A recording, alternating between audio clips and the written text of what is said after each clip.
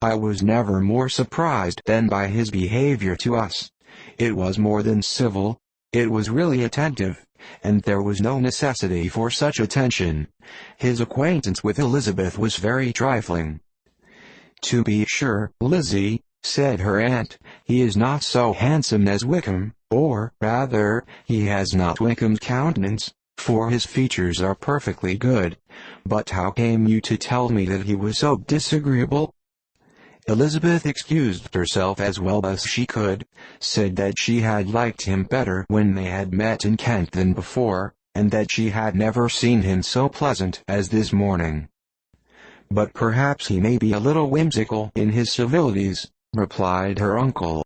Your great men often are, and therefore I shall not take him at his word, as he might change his mind another day, and warn me off his grounds. Elizabeth felt that they had entirely misunderstood his character, but said nothing. From what we have seen of him, continued Mrs. Gardiner, I really should not have thought that he could have behaved in so cruel a way by anybody as he has done by poor Wickham. He has not an ill-natured look. On the contrary, there is something pleasing about his mouth when he speaks, and there is something of dignity in his countenance that would not give one an unfavorable idea of his heart. But, to be sure, the good lady who showed us his house did give him a most flaming character. I could hardly help laughing loud sometimes. But he's a liberal master, I suppose, and that in the eye of a servant comprehends every virtue. Elizabeth here felt herself called on to say something in vindication of his behavior to Wickham, and therefore gave them to understand, in as guarded a manner as she could, that by what she had heard from his relations in Kent, his actions were capable of a very different construction, and that his character was by no means so faulty, nor Wickham so amiable, as they had been considered in Hertfordshire.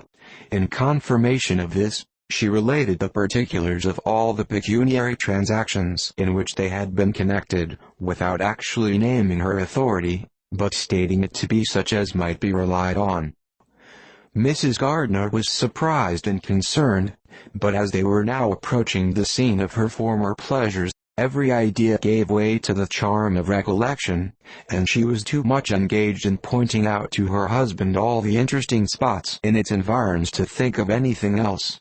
Fatigued as she had been by the morning's walk, they had no sooner dined than she set off again in quest of her former acquaintance, and the evening was spent in the satisfactions of intercourse renewed after many years' discontinuance.